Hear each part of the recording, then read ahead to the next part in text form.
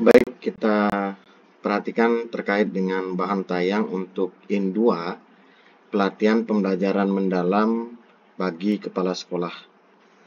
Nah, untuk In 2 ini, tujuan utamanya adalah mempresentasikan strategi kepemimpinan dan pengelolaan sumber daya dalam praktek pedagogis, kemitraan pembelajaran, penciptaan lingkungan belajar, dan pemanfaatan digital dalam konteks pembelajaran mendalam. Artinya, pada In 2 ini, pengalaman belajar peserta itu sudah merujuk pada merefleksi.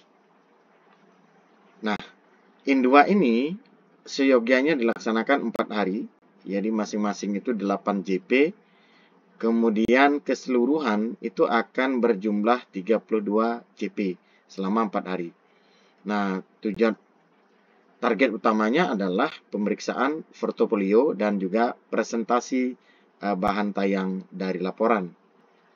Nah, sistematika laporan yang telah dibuat dari RTL ya pada OJT itu seperti pada sistematika yang sebelumnya, mulai dari halaman judul, kata pengantar, daftar isi, pendahuluan itu ada latar belakang masalah, tujuan penyusunan program, hasil yang diharapkan.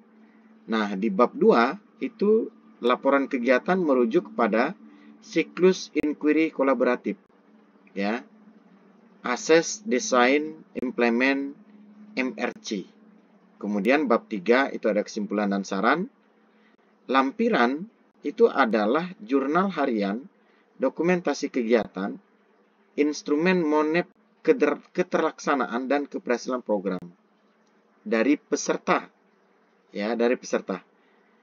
Surat undangan, surat tugas, dan dokumen-dokumen relevan lainnya.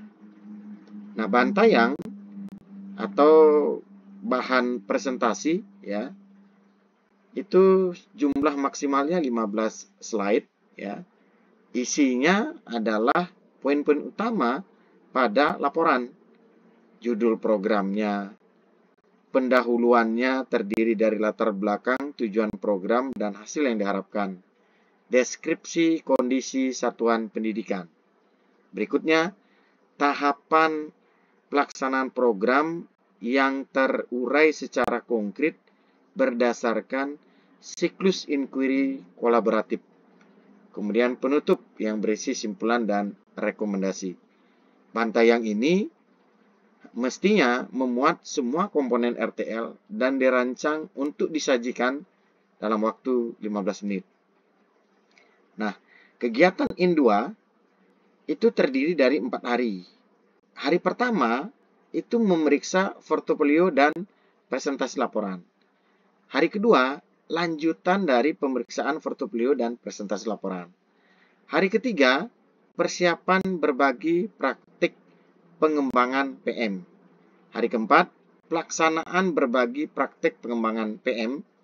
Jika diperlukan, mengundang tamu undangan yang bersifat opsional. Jadi, detail kegiatan In 2 ini, hari pertama, ya, kemudian dilanjutkan hari kedua, hari ketiga, dan hari keempat, ya. Jadi, ada beberapa hal di mana pada hari ketiga itu misalnya pada saat persiapan berbagai praktek baik, ya, itu laporan dan bahan tayang itu yang paling utama. Kelengkapan media, gambar, rangkaian foto, banner, ini bersifat opsional dan tidak wajib. Nah, hari keempat itu adalah pelaksanaan berbagi praktek pengembangan PM, ya.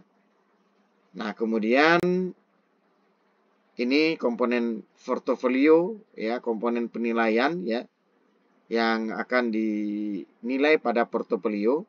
Kemudian ini penilaian presentasinya, ya. Nah, teknik pelaksanaan berbagi praktek baik pengembangan PM ini, jadi akan ditentukan tempat yang representatif untuk pelaksanaan berbagi praktek baik. Nah, Dinas Pendidikan, ya, itu mengundang rekan sesama KS atau pengawas atau pendamping satuan pendidikan atau pihak yang terkait. Jadi ini peserta melalui Dinas Pendidikan. Ini pun bersifat opsional. Kemudian pada hari H, peserta itu melaksanakan berbagi praktek baik tentang bagaimana mengembangkan PM di sekolah. Nah, peserta dapat membawa bukti dukung, ya, media, gambar, audio, rangkaian banner, dan lain-lain, ya. Bukti ini bersifat opsional dan tidak wajib adanya. Yang wajib adalah bahan laporan atau bahan paparan keterlaksanaan program.